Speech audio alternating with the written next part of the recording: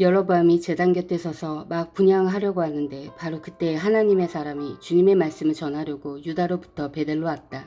그리고 그는 그 제단 쪽을 보고서 주님께 받은 말씀을 외쳤다. 제단아 제단아 나 주가 말한다. 다윗의 가문에서 한 아들이 태어난다. 그 이름은 요시아다. 그가 너의 위에 분향하는 산당의 제사장들을 너희 위에서 죽여서 제물로 바칠 것이며 또 그가 너희 위에서 그 제사장들의 뼈를 태울 것이다. 바로 그때 그는 한 가지 징표를 제시하며 이렇게 말하였다. 이것은 나 주가 말한 징표다. 이 제단이 갈라지고 그 위에 있는 재가 쏟아질 것이다. 여로보암 왕은 하나님의 사람이 베델에 있는 제단 쪽에 대고 외치는 말을 듣고 제단 위로 손을 내밀면서 저자를 잡아라 하고 소리쳤다. 그러자 그 사람에게 내어뻗은 여로보암의 손이 마비되어서 다시 오므릴 수 없었다. 그리고 곧 이어서 하나님의 사람이 주님의 말씀으로 제시한 징표대로 그 제단은 갈라지고 그 제단로부터는 재가 쏟아져 내렸다. 그러자 왕은 하나님의 사람에게 제발 그대의 주 하나님께 은총을 빌어서 내 손이 회복되도록 기도하여 주시오 하고 청하였다. 하나님의 사람이 주님께 은총을 비니 왕의 손이 회복되어서 예전과 같이 되었다. 이에 왕은 하나님의 사람에게 말하였다. 나와 함께 집으로 가서 피곤을 풀도록 합시다. 그대에게 선물도 주고 싶소.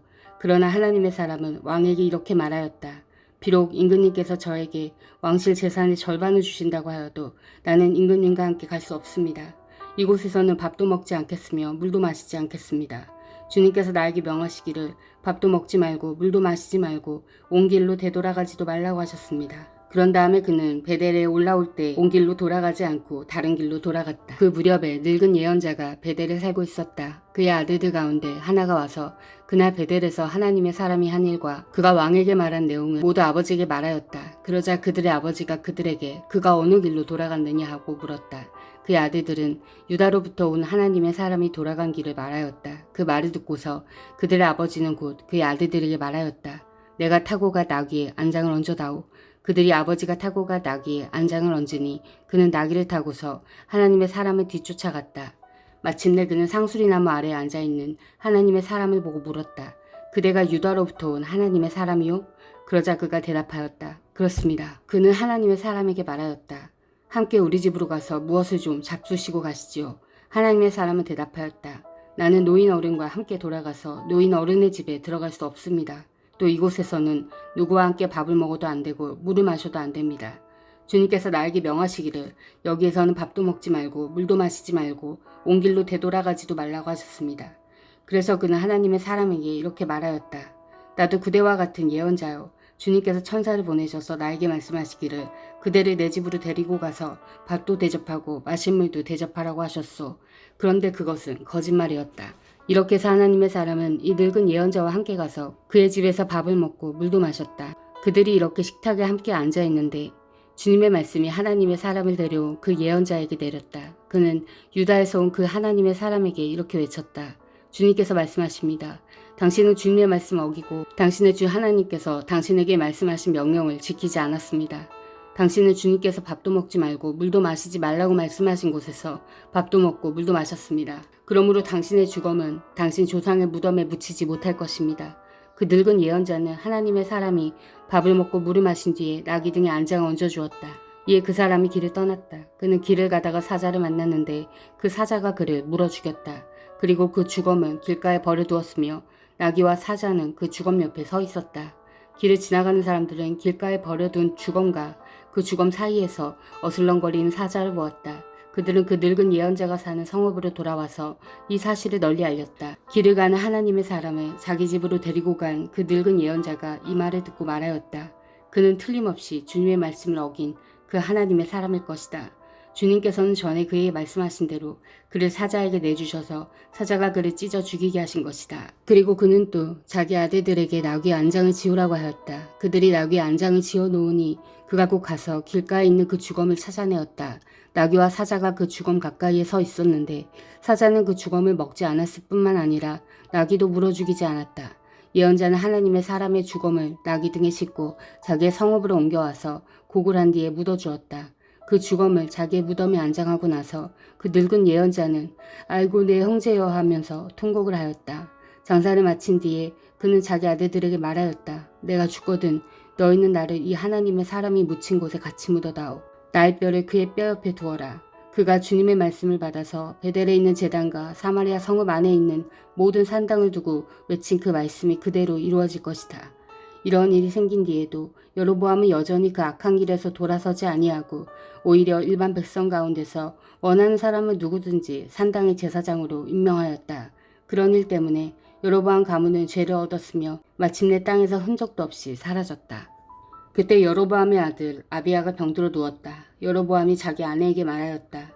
변장을 하고 나서시오. 당신이 여로보암의 아내라는 것을 사람들이 알아차리지 못하도록 하고 실로로 가시오. 거기에는 아이야 예언자가 있어. 그가 바로 내게 이 백성을 다스리게 될 것이라고 말한 예언자요. 당신은 빵 10개와 가져와 꿀 한 병을 들고 그에게로 가시오. 그리하면 그는 이 아이에게 어떤 일이 일어날 것인지를 당신에게 알려줄 것이오. 여로보암의 아내는 그와 같이 하고 실로로 가서 아이야 집에 이르렀다. 아이야는 나이가 들어서 눈이 어두워졌으므로 사람을 잘 알아보지 못하였다. 주님께서 아이야에게 미리 말씀하셨다. 여로보암의 아내가 자기의 병든 아들의 일을 물으려고 내게로 올 것이다. 너는 그에게 내가 일러준 대로 말하여라. 그가 올 때 변장을 하고 다른 사람인 것 같이 차릴 것이다. 왕의 아내가 문에 들어설 때에 아이야는 그의 발소리 듣고 이렇게 말하였다. 여로보암의 부인께서 오신 줄 알고 있습니다. 들어오십시오.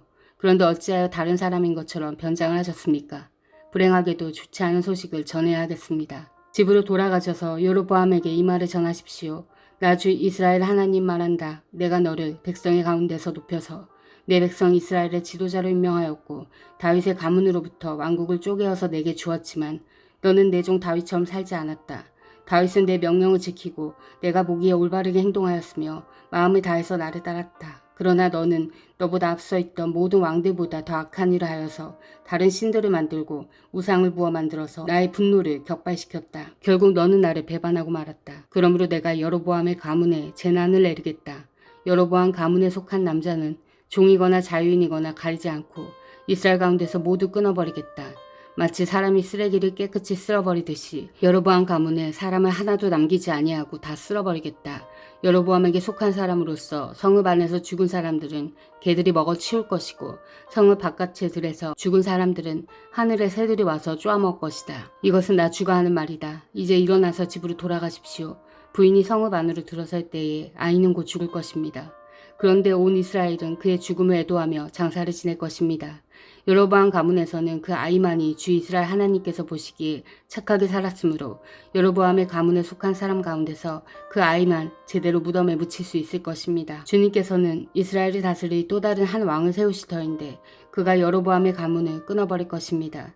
이 일은 오늘 지금 이 순간에 일어날 것입니다. 주님께서는 이스라엘을 쳐서 물가의 갈대가 흔들리듯이 흔들리게 하실 것이며 그들이 아세라 목상을 만들어서 주님의 분노를 샀으므로 조상들에게 주신 이 좋은 땅에서부터 이스라엘을 뿌리채 뽑아내어서 유프라테스 강 저쪽으로 흩으실 것입니다. 여로보암은 자기도 죄를 지었을 뿐만 아니라 이스라엘까지 죄를 짓게 하였으므로 주님께서는 여로보암의 죄 때문에 이스라엘을 버리실 것입니다. 여로보암의 아내는 일어나서 그곳을 떠나 디르사로 돌아갔다. 그가 집 안으로 들어설 때에 그 아이가 죽었다. 온 이스라엘은 그를 장사지내고 그의 죽음을 슬퍼하며 애곡하였다. 모든 것은 주님께서 그의 종 아이야 예언자를 시켜서 하신 말씀대로 되었다. 여로보암의 나머지 행적 곧 그가 전쟁을 어떻게 하고 또 나라를 어떻게 다스렸는가 하는 것은 이스라엘 왕 역대지략에 기록되어 있다. 여로보암은 22해 동안 다스린 뒤에 조상들과 함께 잠들고 그의 아들 나답이 그의 뒤를 이어서 왕이 되었다.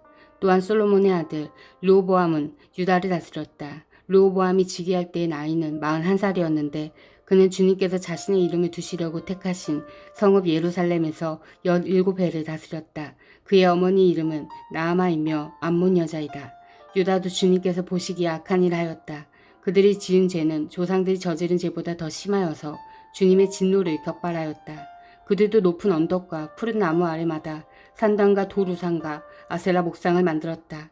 그 땅에는 신전 남창들도 있었다.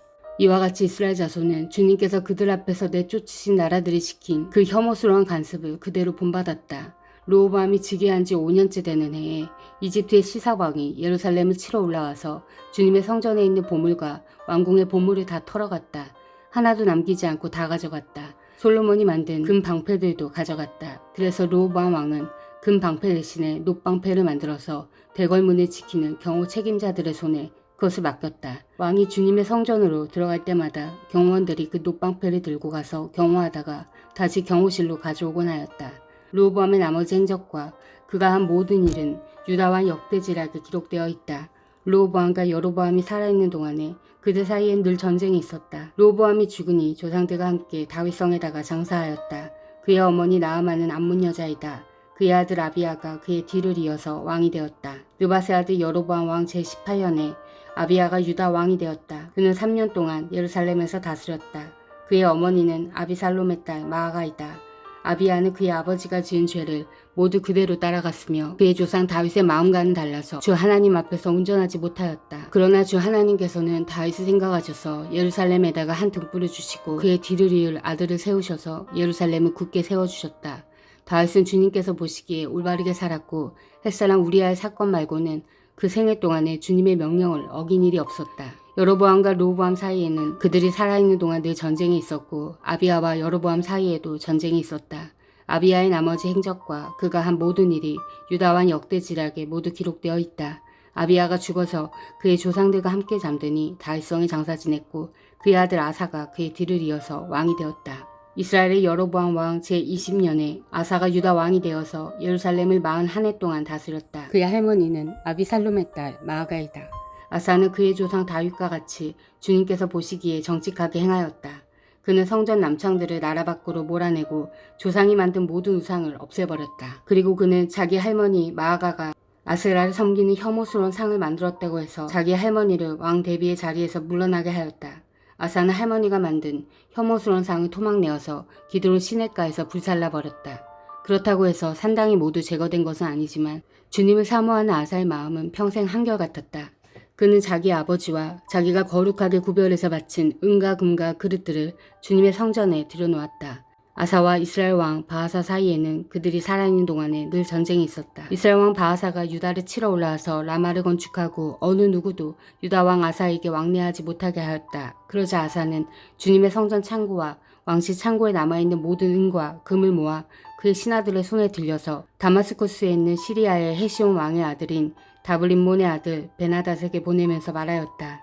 나의 아버지와 그대 아버지가 서로 동맹을 맺은 것과 같이 나와 그대도 서로 동맹을 맺읍시다.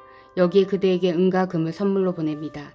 부디 가셔서 이스라엘 왕 바하사와 맺은 동맹을 파기하시고 그를 여기에서 떠나게 하여 주십시오. 베나닷이 아사의 청을 받아들이고 이스라엘 성읍들을 치려고 자기의 군 사령관들을 보내어서 이온과 단과 아벨벤 마아가와 긴네렛 전 지역과 납달리 전 지역을 치게 하였다. 바하사는 이 소문을 듣고는 라마 건축을 멈추고 디르사로 거처를 옮겼다. 그리고 아사 왕은 모든 유다 사람에게 명령하여 한 사람도 빼놓지 않고 모두 바하사가 라마를 건축할 때 쓰던 돌과 제목을 가져오게 하였다. 아사 왕은 이것으로 베냐민의 게바와 미스바를 보수하였다. 아사의 나머지 행적과 그의 건세와 그가 한 일과 그가 건축한 모든 일이 유다 왕 역대지략에 다 기록되어 있다. 그는 늙음하게 이르러서 발에 병이 났다. 아사가 죽어서 조상들과 함께 잠드니 그의 조상 다윗성에 조상들과 함께 장사 지냈다. 그리고 그의 아들 여호사밧이 그의 뒤를 이어 왕이 되었다. 유다의 아사왕 제2년에 여로보암의 아들 나답이 이스라엘 왕이 되어서 2해 동안 이스라엘을 다스렸다. 그러나 그는 주님께서 보시기에 악한 일을 하였다. 그도 그의 부친이 걷던 그 악한 길을 그대로 걸었으며 또 이스라엘에게 죄를 짓게 하는 그 잘못을 그대로 따랐다. 이사갈 가문의 아이의 아들인 바하사가 그에게 반기를 들고 일어났다. 나답과 모든 이스라엘이 기브돈을 포위하였으므로 바하사는 블레셋의 영토인 기브돈에서 나답을 쳤다. 바하사는 나답을 죽이고 그를 대신하여 왕이 되었는데 때는 유다의 아사왕 제3년이 되는 해였다. 바하사는 왕이 되자 여로보암 가문을 쳤는데 숨쉬는 사람은 누구든지 하나도 남기지 않고 모두 전멸시켰다. 주님께서 실로 사람인 주님의 종 아이야에게 말씀하신 대로 이루어진 것이다. 여로보암이 자기만 죄를 지은 것이 아니라 이스라엘까지도 죄를 짓게 하였으므로 주 이스라엘 하나님께서 이렇게 진노하셨다. 나답의 나머지 행적과 그가 한 모든 일은 이스라엘 왕 역대지략에 다 기록되어 있다. 아사와 이스라엘 왕 바하사 사이에는 그들이 살아있는 동안에 늘 전쟁이 있었다. 유다의 아사 왕 제3년에 아이야의 아들 바하사가 이스라엘 왕이 되어서 디르사에서 24해 동안 다스렸다. 그는 주님께서 보시기에 악한 일을 하였고 여로보암이 걸은 길을 그대로 걸었으며 이스라엘에게 죄를 짓게 하는 그 죄도 그대로 따라 지었다. 아멘. 사랑하는 형제자매 여러분, 주님이 곧 오십니다. 마라나타.